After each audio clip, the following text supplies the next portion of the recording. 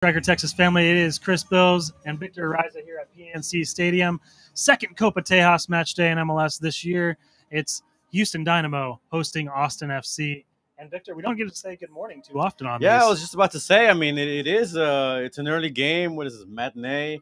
Starting off the weekend, I think it might be the game to watch for the week. But I mean, well, the powers that be scheduled it for this time. It's obviously going to be national television, available all over the country on Unimas and obviously on cable on TUDN. So it's going to be one to watch. Copa Tejas, obviously those implications. Houston, coming off a 2-1 loss at FC Dallas, so that sort of sets the scene here for as far as the Copa Tejas race, getting back into that race, getting losing to a rival but trying to beat up another rival. And in the case of Austin, well, they're still looking to win away in Texas, right? Absolutely. Yeah, they're 0 for 3 at this point, 0 for 4 if you include the San Antonio match just last week in U.S. Open Cup. And so, these fans, they travel in numbers. We expect a big crowd again today. A lot of them getting on buses around 7 this morning.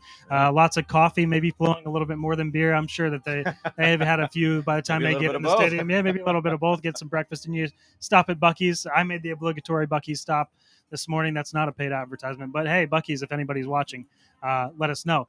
But Victor, what do you expect from the atmosphere today? Well, we could talk a little bit about the piece that Phil West put out, just about sort of the goings on the last time that Austin was here.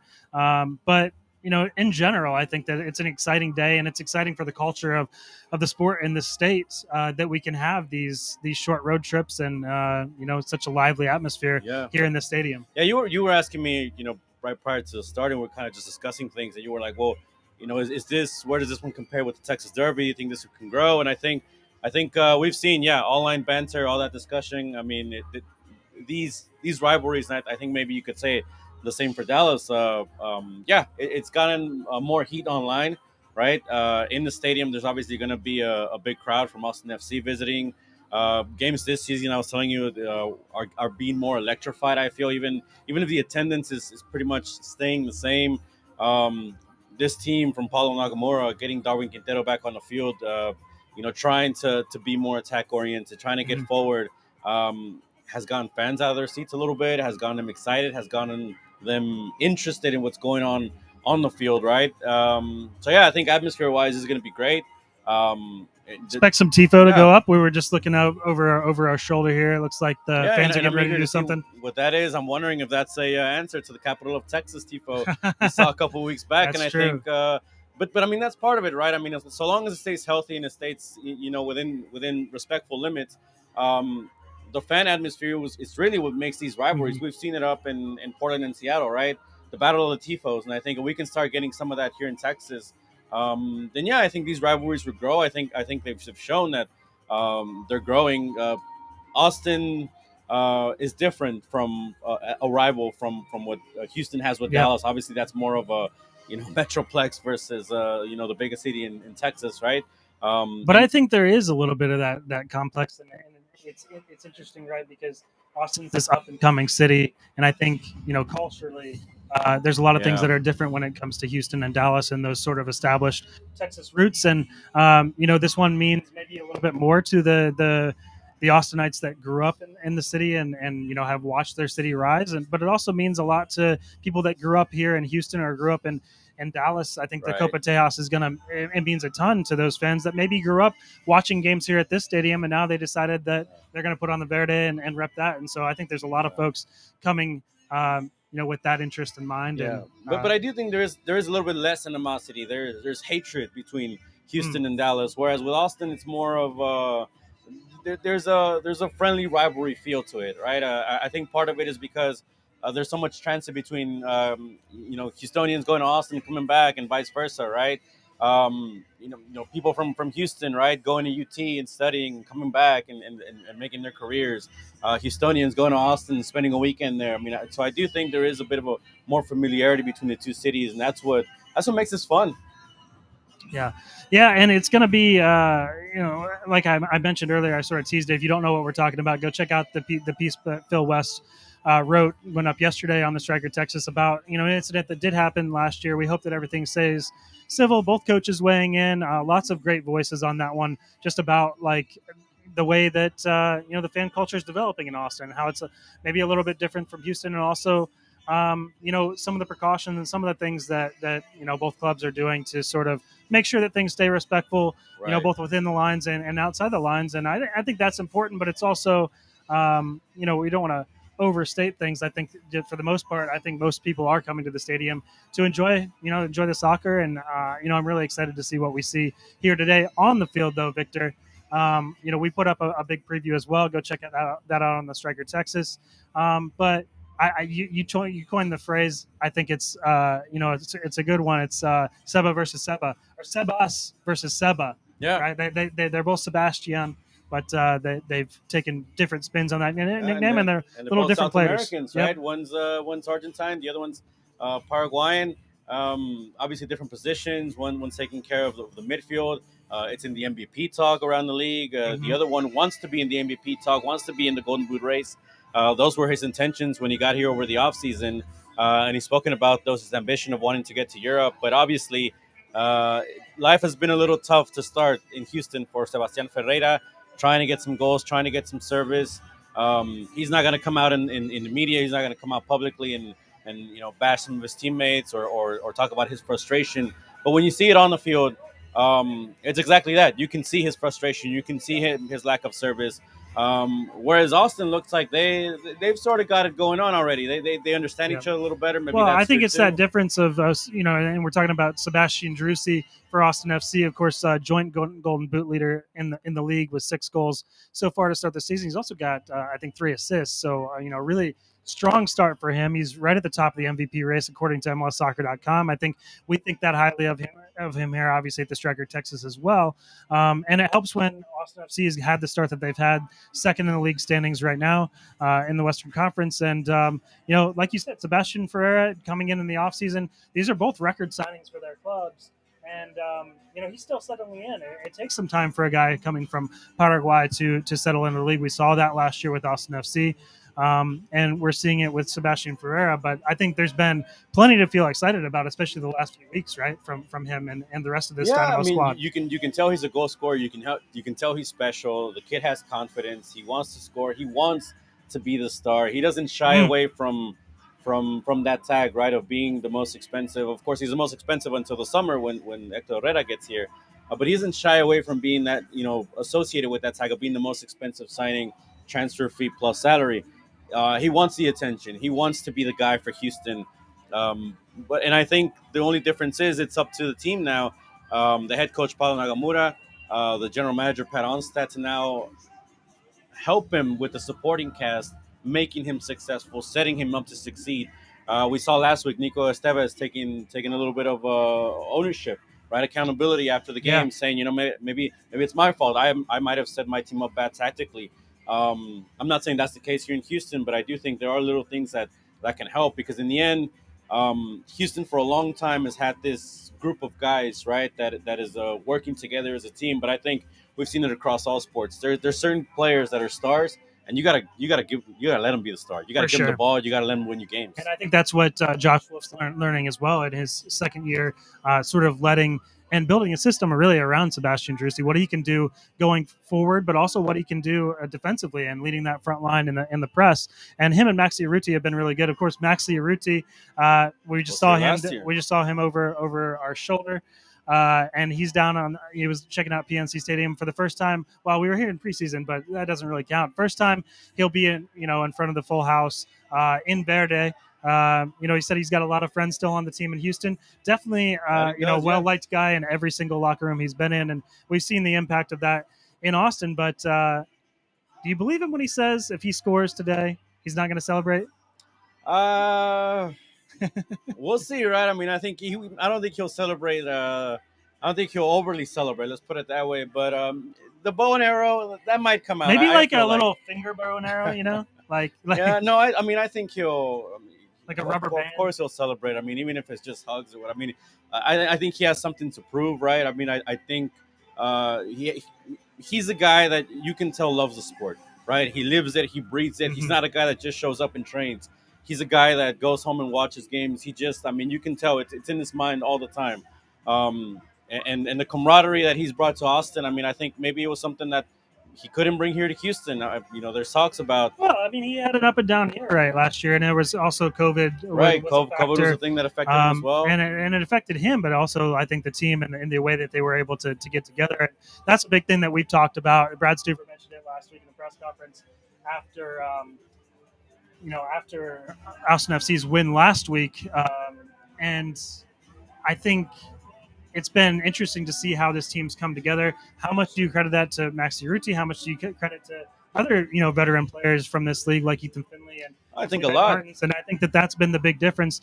Even Ruben Gabrielson, I think, has been a big contributing factor to that. And you've seen so far what that's meant to Austin FC. Of course, Houston Dynamo, a lot of familiar faces, but still getting used to life under Paulo Nagamura. But I think it's been really impressive, and it's really exciting when we talk about being here. We were here last year for these games, and especially toward the end of the year, it was like it's kind of like it's kind of best of the worst, right? And now this year, these games are meaningful because if you win Copa Tejas, feel pretty confident in saying that winning Copa Tejas, you're going to be in the playoffs. You win This year, you yeah. win these matches, you're going to be in the playoffs. I think the way these teams have set Yeah, themselves up. and they're sort of. I mean, they were kind of closer in the beginning. Now they're starting to spread apart a little bit. Um, I think every team, each of three of the Texas team has done something over the offseason to get better. I think we do have to mention a bit of the schedule has helped them both in at least in Austin's case and Houston's case as well. Some of the rivals. Now we're starting to get into some better challenges. Starting to see what these teams are really made of. Right as the weeks kind of go on. Obviously, Austin has a little bit of a cushion there with early wins, right? It's easier to believe in what Josh Wolf wants to do when he has the results to back For him, sure. right? Yeah, that's a big factor. Where with Paulo Nagamura, now that some of the results are starting to, to be a little, on uneasy ground. Right. A loss here at Austin, for example, that can kind of wane some confidence, right, among some of the players. I mean, I'm saying because we've seen that before with the same roster of guys. So I mean, and ultimately, it's professional sports. Guys want to win. Egos start to kind of get in the mix. So I think that's just it's part of the game. Yeah, let's get into a little bit of what we expect to see. We like what we just mentioned. We saw some of the Austin players milling around. They got here yesterday, spent the night, and with an early kickoff. Probably a smart move. But we saw some of the guys on the field. A couple names worth mentioning that made the trip. Denny Osen was walking around out here. Owen Wolf, I saw.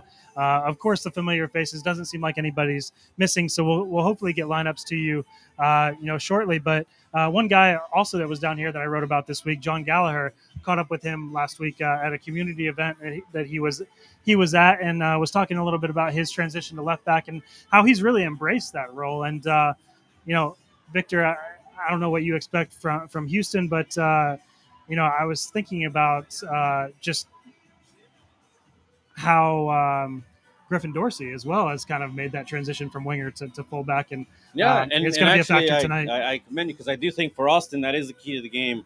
Attacking a guy like him has been a hard worker, but I do think has hit a plateau in a certain sense. Like some of the players, I mean, because at the end, this is still part of the same roster.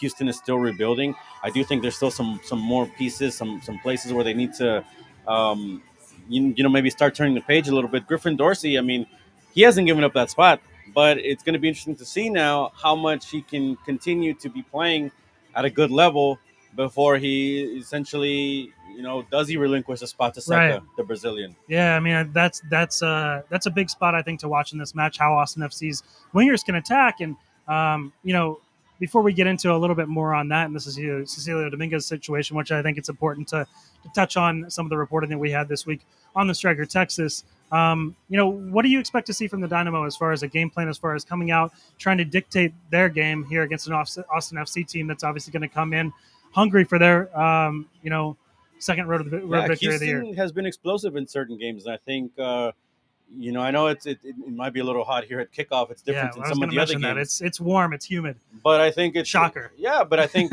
no. But this is one of the keys that they mentioned. They want it to be a tough place to play. They wanted this to be a place where other teams come in and suffer, right? So I think that from the start, you go out, you try to get the first goal. I think that's part of the strategy with the way they have. They're kind of playing with tight margins, anyways. They need to get in the lead and just kind of not allow teams to get back in like they did with Dallas last week. They need to put this out of reach, in a sense, right? And sort of let the Heat start to work and asphyxiate Austin a Yeah. little bit. But Austin's not that far up the road, so I mean, maybe Well, and Clement might not be a and I factor, say and that's why these that derbies yeah, are great to that's watch. actually I think a good test of what we can expect to see as the summer wears on. Now, Austin doesn't have as many matches in Texas as they played a year ago. Of course, opening Q2 Stadium and having that big stretch of matches in July and August at home, which actually I think kind of hurt them as tightly as they were packed together. But having a year under David Tenney, learning the players, I think the players that hadn't played in Texas before, learning how their bodies react to that heat. Today will be a But that's first part of test the of that. schedule, Chris. I It mean, is. that's why I There's think. no excuses. I'm just saying, like this is I think a good preview Yeah, and of I mean, what we're going I've to said it see. over the years. I think one of the biggest knocks against Houston has been underestimating that schedule a little bit, the Yeah, more congested part of the schedule, and that's what makes these games at the beginning of the year much more important. That's why you need to get these home points in your pocket as soon as you can, because otherwise you're suffering at the end of the year. yeah, and Austin FC's done that, of course, undefeated at home. Only one win on the road, though, and that came against DC United, where they had to score 3 goals the last 10 minutes to pull that one off. And, of course, then going on the road to San Antonio, losing an Open Cup match in extra time against San Antonio FC will kind of live in the memories. And like you said, they still haven't won a match in Texas. And so I think that monkey's not completely off their back yet. And today would do Oh, wonders as today would far be as a that. big win. I It would think it be would be a today would be statement. a statement, I think, from Austin FC. But by the same token, I think that Houston's got a chance to make a statement Yeah, and really put. they're still undefeated at home. Yep. They need to stay undefeated at home. And like I told you, I mean, I think once we start getting past mid-May, a huge chunk of the schedule, more than half the games, are on the road. Um, some months are uneven, right? Especially in the summer, and that's kind of what's going to make it a little tough for these, and especially again, like you said, a more congested road schedule, right? Where we start to getting like 3 games in the span of a week, that kind of thing. Yeah, I mean, that's it's when these, where depth comes in, and yeah, especially when and where Houston has fallen apart over yeah, the years. and Houston's still in the Open Cup as well, which it's I know it's a competition they like to take seriously, but as you head into the summer, that's something you got to be mindful of as well. Of course, when we talk about depth, one of the areas that Austin FC, was came into the season really feeling good about. One area that not feeling as great about is that winger position because Cecilia Dominguez remains suspended. League investigation into off-field potential possible off-field misconduct. Of course, we learned at the Striker Texas. Go check out all the coverage we got on that. A possible domestic abuse situation with his ex-partner.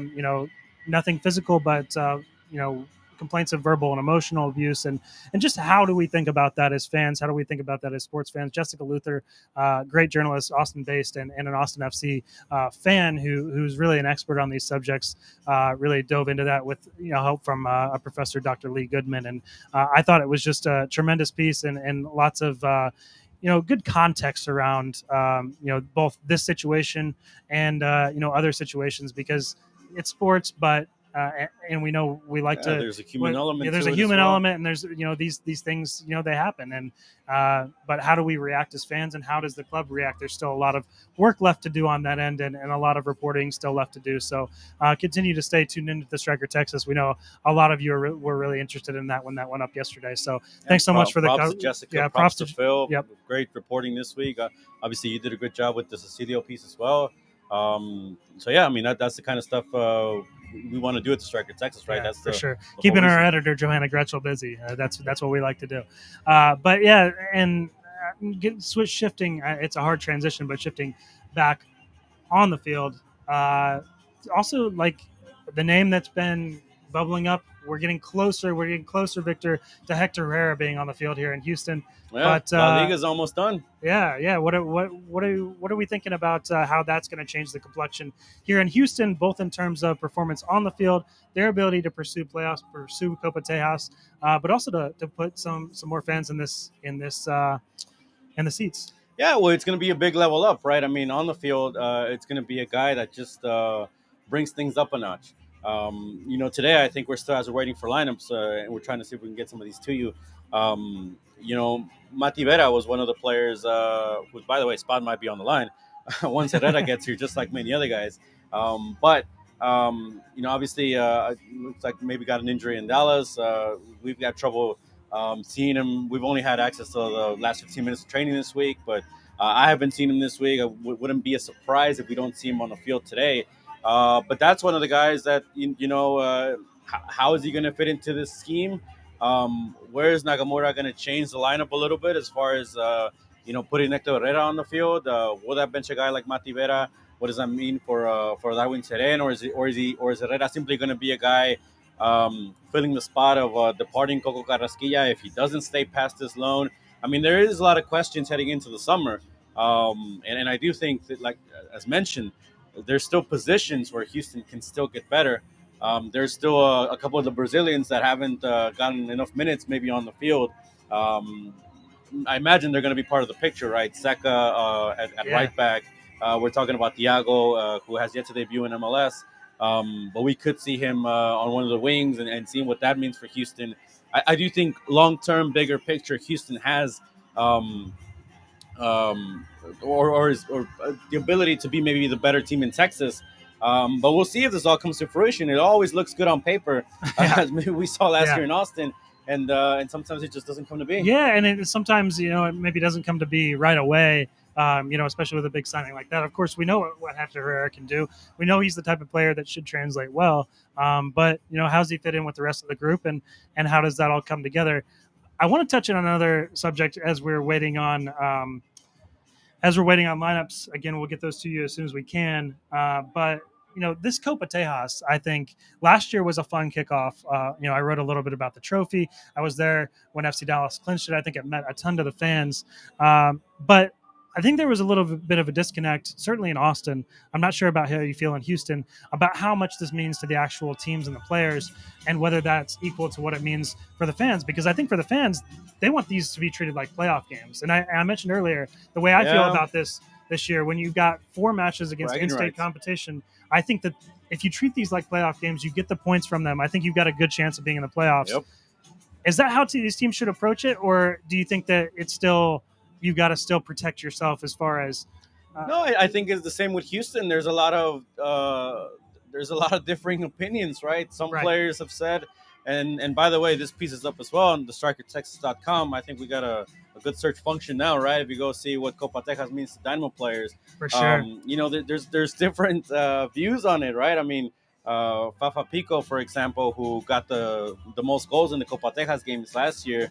For him, he wants to win these rivalry games. He gets up for them, right? I mean, he wants to lead his team to victory. There's other players that just like it's just another game. To me, that cup doesn't really mean a lot. I mean, so it varies. I think ultimately, all 3 of these teams are big. We know the big picture. It is wanting to get to the MLS Cup playoffs. But yeah, I think little by little, you're starting to see some of the players realize what it means to fans, what it means for the bragging rights, and what it means locally. Because a lot of these players are foreigners, right? I mean, there isn't like a lot of super homegrown talent like there is up in Dallas, and maybe that's why Dallas treats it also a little bit differently, because they have the homegrown talent.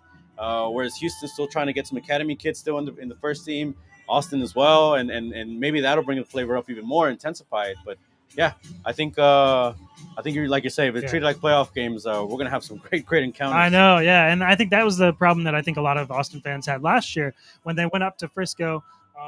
And they felt like it was kind of a slap in the face to put out a rotated squad. Of course, dealing with squad congestion, dealing with all those 3-match weeks, and trying to emphasize games and with at home. The traveling squad as well. Right. I mean, yeah. So I think but that's something that I think that when the fans travel all the way here, they really want to see a strong squad, and we're about to find out. I think and they want to sing it in the opposing teams. They do. I mean, in the opposing fans' faces. Yeah, I think they almost want those 2 road matches, and it's just 2 this year with the way the schedule sets up. They want those 2 road matches to be treated as matches just as seriously as I think they want to make Q2 a fortress. But when you're on the road in Texas, you got to put on a show, and I think that's the expectation that the fans are going to set, and we'll see if the players can match it. Yeah, and the other thing is too. I mean, maybe sometimes managers are thinking, well, I mean, how much is this really going to save my job? Well, we've seen it maybe in other leagues, in other countries. It maybe is something that gets you a little longer leash with the public, with the fans, winning these kind of games. I think you've seen it. You've seen it a little bit. I think it means a lot. I think it means a lot, and it's a beautiful trophy. I think we waited until the end of the year to see exactly what it was going to look like. Of course, had that great unveiling up, for the final up in Frisco. Houston wasn't part of that though, and I imagine after, especially after losing last week, um, you know, this one's a big one to at least keep one hand attached to that trophy and Yeah, leave and the yourself a trophy chance. is actually here this weekend.